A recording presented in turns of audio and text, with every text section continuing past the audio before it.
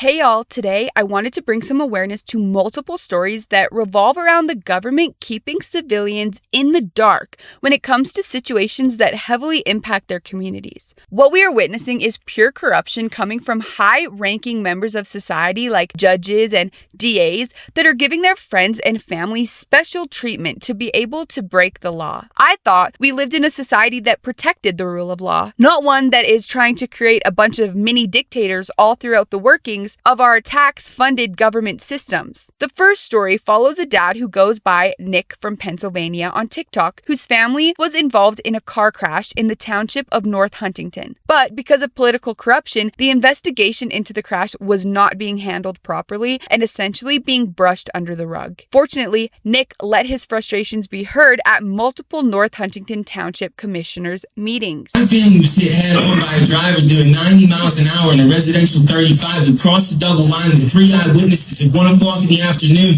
And instead of arresting him and running an investigation and calling the correct crash investigators, they ushered him off the scene at the behest of his father. Video was just his warm-up. Nick went on to attack each individual board member that had been putting him through the homosexual rigmarole of chasing down information while the poor guy has an injured wife and child at home. In the video, he accuses the board members of withholding information from him and trying to charge him $600 for the body cam footage of his wife's accident. Next resident is 𝘾𝙤𝙫𝙚. As you come and state your name and address for the record, please. My name is 𝘾𝙤𝙬𝙧. I reside at 2331 Guffey Road. Man, I don't even know where to start. That's Chelsea Dice, I think. Who's Chelsea Dice? You? Where do you get off sending me a threatening? First of all, I'm the father of the small child and the woman that were hit by the 90-mile-an-hour driver. And this commission has remained silent. Now, I know there's some good guys up there. Just know that I know who you are.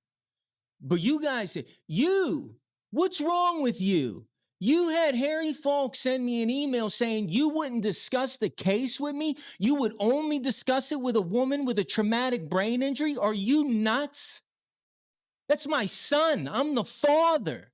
Where do you get off telling me I don't have a right to information? Where do you get off calling Kathleen a paramour? Do you know what a paramour is? It is the illicit lover of a married man. So you are insulting a woman with a traumatic brain injury. You threaten me with arrest if I continue to call the DA asking questions. You people are nuts. I wouldn't feel comfortable with you building a tree house, let alone doing such $30 million project. And the Norman football stadium, no offense to those boys, but a losing football program, we're going to dump $25 million into it. How about dumping $25 million into making the streets safe for people driving? How about that? Because I know that kid has a prior record. I know from some of your officers that they've wanted to go after him, and he's told to stand down. We're on our way to federal court, guys. And you're going to cost the taxpayers a shit ton, millions. They're going to cost you guys millions of dollars because I've tried to negotiate with them. I have humbly asked them. Sir, you're here to address the board, not the people here. You're here to address the board. Is there a rule or a policy or procedure? Yes, there is, sir. Okay, then let's talk about you, asshole. You've blocked me from free speech, not a fighting word, protected. Pipe down, Eric. You've blocked me from you have blocked me from 4 public forums. You have blocked a citizen of the United States of America from participating in a public forum. What is wrong with you people? Tyrants. You, $600. You know my family ain't got no money. We're in the negatives right now because of our situation. You want me to pay $600 for body cam footage? The entire purpose of body cam footage is transparency, not for you to turn around and set a bar so high that we can't afford it. Thank you. You guys got a lot of nerve treating me and my family like this. You, sir. I had a pleasant time speaking with you. You got me the information I needed. You better have a talk with your officers and your dispatchers because when I ask what their names are, they better start giving them to me. Failure to identify is not acceptable.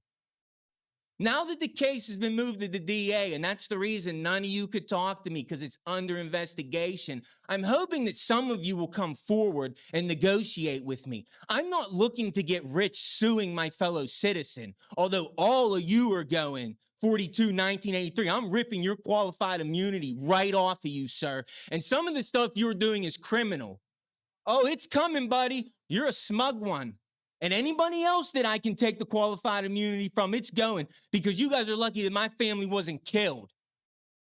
I got another minute and 25 seconds. You want to shit on my First Amendment on camera again? Tyrant. You're a tyrant. You especially a tyrant. Look at you, dude. You got no business being up there. You got no business, Mr. Zona. The clock is ticking. Somebody better come forward and start talking to me so we can negotiate this so this township doesn't lose a shit ton of money.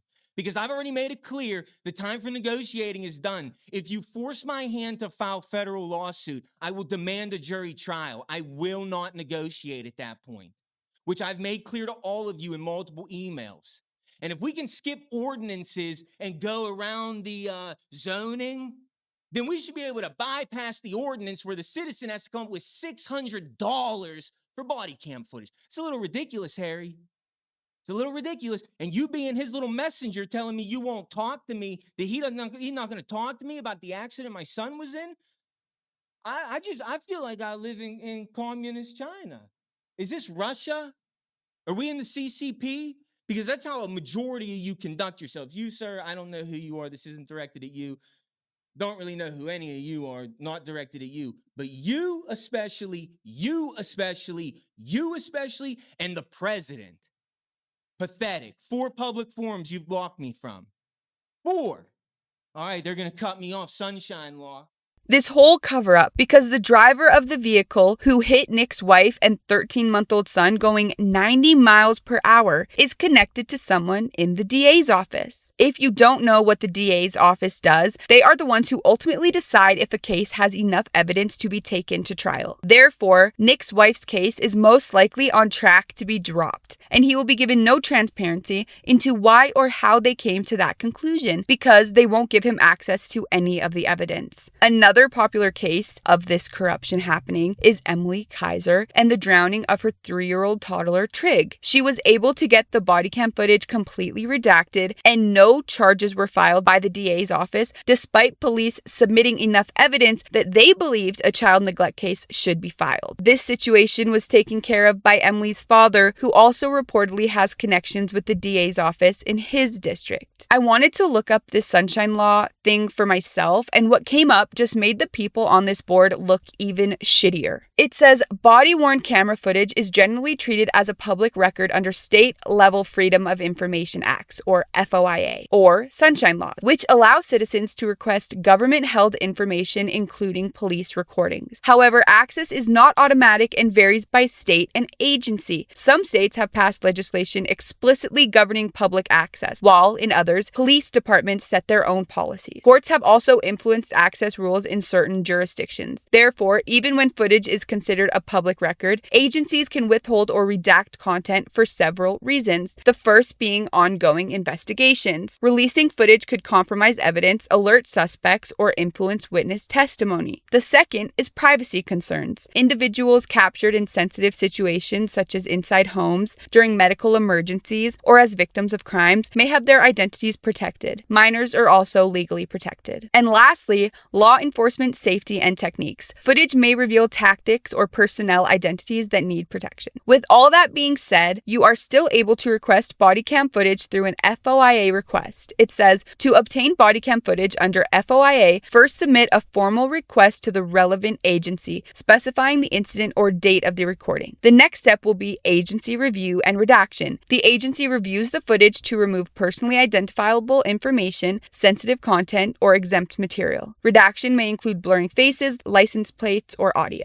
They also have to make sure they are in compliance with deadlines. FOIA typically requires an initial response within a set period, often 20 business days, though complex redactions can extend processing time. And the last piece is viewing or release. Some agencies allow in-person viewing only, while others may provide redacted copies. For example, the Metropolitan Police Department in DC permits subjects of a recording to view footage at a police station, but does not provide copies. FOIA requests can be submitted for additional or redacted access. That was a lot of information all at once, but from what I gathered from it, this means that the people on this board and in the DA's office could work with Nick if they really cared to. If they have concerns of privacy and potential corruption of the investigation by releasing the body cam footage, then why couldn't they just allow Nick to come down to the station or wherever and watch the body cam footage alongside someone else? The fact they aren't accommodating him at all, when it clearly states here that they can, tells me that they don't want him to see this footage because they want to cover it up and pretend like it didn't happen. Meanwhile, Nick and his family will be burdened with the consequences of someone else's stupid actions forever. And that stupid person will probably be out living freely, getting in more crashes, and potentially killing their next victims. All because someone had a family friend. The second incident we are discussing today is what tied all of this together for me because it is just so nasty and perverted that it's almost unbelievable no one has been held accountable yet. There were multiple high school boys in 𝘾𝙤𝙦𝙧, Alberta that were caught discussing the mutilation and rape of multiple girls enrolled at the same high school as them through a Snapchat group chat. Of course, these photos and this information was going around the community for quite some time with no intervention from law enforcement or the school district. It got to the point where people in this small town were completely fed up, so they took matters into their own hands and have started protesting and fighting to make this public. Say no!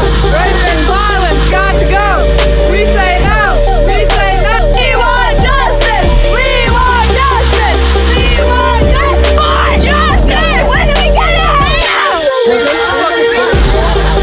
They were specifically told to remain silent on this matter so as not to rock the boat, essentially. There are multiple news clips on this topic, so we're going to take a look at a couple of those. This week, about 100 students walked out of 𝘾𝙤𝙦 Composite High in Alberta. They were dressed in red, chanting. A grade 12 student by the name of Sarah Cavino stood in front of them and cried. They were protesting a Snapchat group chat dating all the way back to fall 2025, where several male students named specific girls at the school, detailing their violent graphic plans to rape and mutilate them. For months, screenshots circulated social media, and when one girl went to an adult at the school, she was told, and this is a direct quote, "Boys will be boys." Both the school division and 𝘾𝙤𝙦 police released near-identical statements saying that significant steps had been taken behind the scene. Neither said what those steps were, neither agreed to on-camera interview, and neither confirmed whether any disciplinary action had been taken at all. The same day as the protests, the RCMP issued an online warning about violent online groups targeting youth across Canada, using platforms like Telegram, Roblox, and Discord. This past March, an Alberta youth was charged for building Roblox school shooting scenarios, another for terrorism offenses. Still, when a group chat full of rape and mutilation threats surfaced at 𝘾𝙤𝙦 Composite, the response was a vague statement about taking steps they couldn't name to a reporter they wouldn't speak to. Police and school officials in 𝘾𝙤𝙦 are investigating social media posts directed at female students. Officials say they are deeply concerning and harmful. The post involves students from 𝘾𝙤𝙦 Composite High School. Police and the Battle River School Division say due to privacy laws, they are unable to share the details publicly.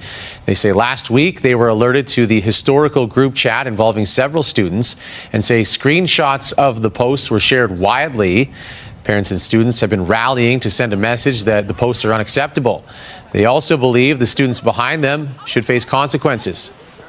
It makes me feel uncomfortable coming here. It makes me feel like, what if this happens again? Why are our girls feeling unsafe at school? Obvious reasons, but we should be curbing it, stomping on it, squashing it. Police say they do not believe anyone is at risk of physical violence. Both police and school division say the matter is being taken seriously and steps have been taken behind the scenes, including interventions and supports for all affected parties. What we are witnessing is exactly what people like me have been warning parents about this entire time. With social media, your kids are not safe. There is literally a terrorist group in Canada called 764 that patrols games like Roblox that manipulates kids into giving them incriminating or embarrassing videos and photos, and then they use those as blackmail over them to continue extracting money or whatever it is they're after at that moment. Hey everyone, today I had a very scary experience happen to me through social media and the internet. There was a person that had reached out to me on TikTok that I had no idea who it was. I later found out that it was a fake account. They messaged me until eventually I fell down a rabbit hole. They created fake pictures of me and tried to blackmail me for money. They were threatening to extort me and ruin my life by contacting my friends, schools, lacrosse coaches and clubs, and anyone in the general public to try and ruin my image that I had worked so hard for, all just for some money. Take this from a teenager's perspective. This was the most scared I had ever been in my life. And I'm sharing this so that none of you fall prey like I did. We took it to the authorities, and they gave me some tips on what to do when something like this happens. Number 1, look at when the account was made and when all their posts were uploaded. If they were uploaded on the same day, it's probably a fake account that's trying to scam you. Check if you had any mutual connections or interests. For example, for me, if they're interested in lacrosse or something like that. And number 3, listen to your gut. I say this, and I tell this to you so that none of you guys become victims like I did. Whenever you have a feeling that something is sketchy, please listen to that feeling and stop what you're doing. Or either take it to someone you trust and ask them about it and see if it's okay. And I'm thankful for everyone who is helping me to get out of the situation, my parents and the authorities. But in all, I'm sharing this to you guys so that when something comes up like this, you guys don't even have to come close to what I did and the consequences that I have to deal with. Luckily, they're not that bad anymore because everyone that has helped me try and get out of it, they're doing a pretty dang good job. And they addressed it quickly.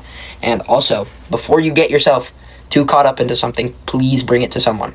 I bring it to my dad right away. I know it was going to get me in trouble, but in all, it saved me because I wouldn't know what to do by myself. This conversation leads directly into what else we have been warning parents about, that schools are no longer safe. Children are being bullied to death, shot to death, raped, and sexually manipulated at school. There's another story from a small town in Alberta that has a very shady Catholic high school. Years ago, the school was involved in a scandal that is eerily reminiscent of the scene in 13 Reasons Why, where the football boys sexually assault that one boy in the bathroom by putting a broom up his butt. At this school, Holy Rosary High School is the name, the victim was sexually assaulted in the bathroom by his own teammates that used a chair leg to sodomize him. It is so heartbreaking. The victim literally had to go to practice and pretend like nothing happened immediately after, and he actually ended up having medical complications because of this rape. Let's call it what it is. And if I remember correctly, he had to have corrective surgery. The worst part of it all is that the school principal tried to cover it all up so that the football team could go on and win their state championship. And the student who was assaulted and victimized was the one who ultimately had to transfer schools. Imagine being that kid and walking around school every day knowing that everyone around you knows what happened to you and nobody does anything about it. It's so sick. And wherever that boy is today, I hope he is doing well and that he is healing. He didn't deserve that. And frankly, the kid, or shall I say disgusting fucking monster who did that to him, needs to be in jail. Fast forward to today, just days ago, news dropped that there is a female teacher at this exact same school who is calling and meeting students during after-school hours. She reportedly told one boy over the phone that she loved him, and this information is coming from the students' mouths themselves. There is also video evidence of a phone call between her and a student after hours. This woman is truly a monstrosity, to say the least. I mean, just look at this heifer.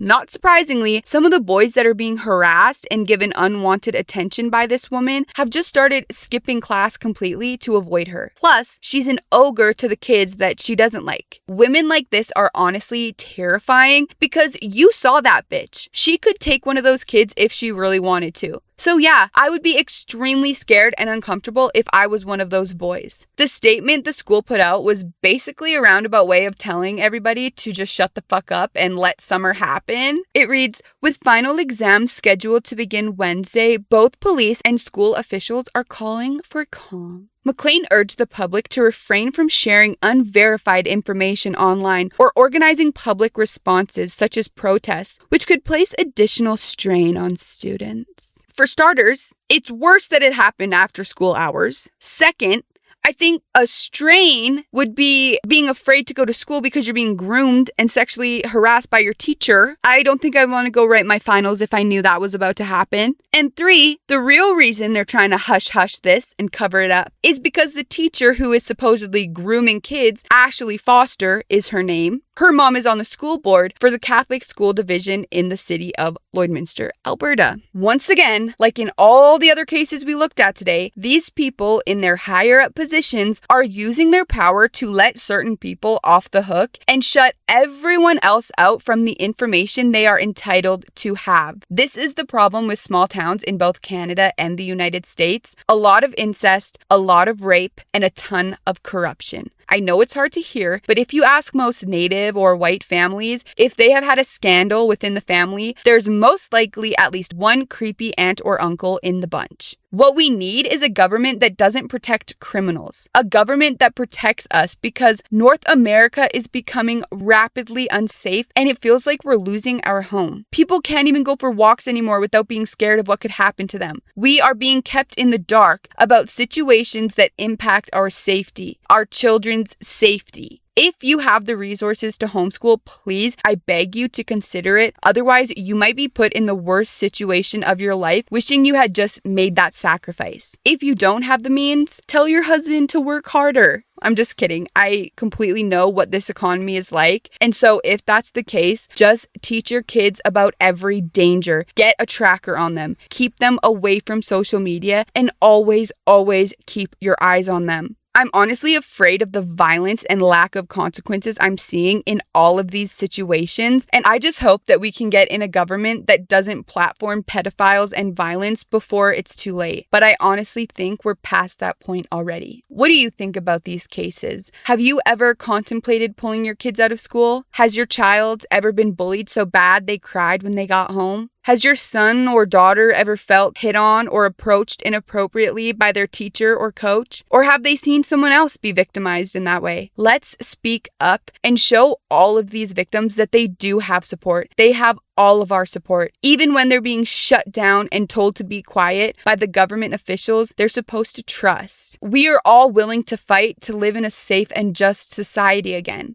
Doesn't it all just feel unbearable sometimes, the things we can't always protect our children from? Let me know your thoughts about this discussion in the comments. It was great talking to you all, and I'll see you in my next video. Bye!